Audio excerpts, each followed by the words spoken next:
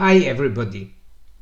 Despite cancer research with trillions of dollars, the number of deaths increase each year.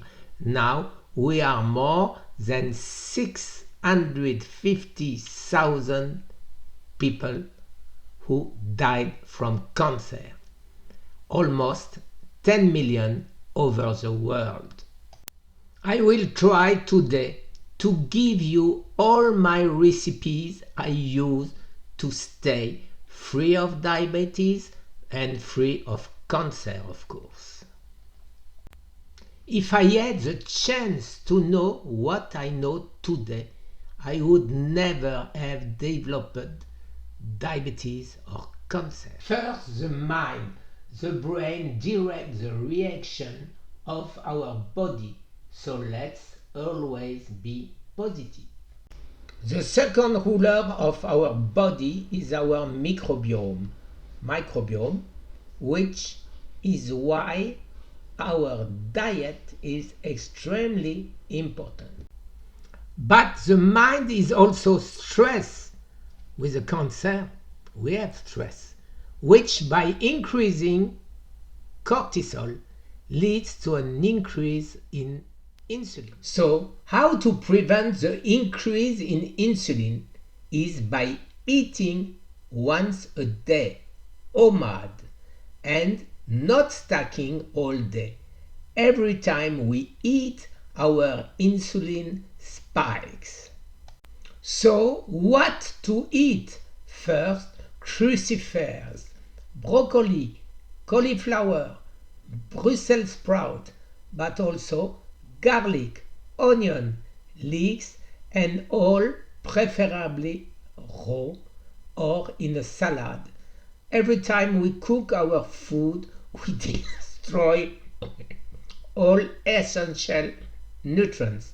Professor Richard Belliveau gives us the list of the most effective vegetable against cancer. He did it in Petri box and he saw this way which one kill cancer cells and which one not. You want proof why wild animals hardly ever get cancer, while pets and animals in zoo often do. The only difference is the food we give them and possibly also the stress for captive animals in cage. When I met Professor Thomas Seyfried, Boston College, the first sentence was, "Do you know that great apes never get cancer?" But the worst food for us, which make us sick in different ways, especially cancer and diabetes, and almost all metabolic disease, is sugar in all its form, carbohydrate. This is why we should favor the ketogenic diet. So yes, I eat keto, and you will find loads of video of the subject, especially from our friend and research partner Eric Berg, my friend Fred Everard, another cancer survivor, and I eat keto, but with one important difference. We don't eat 75% of fat.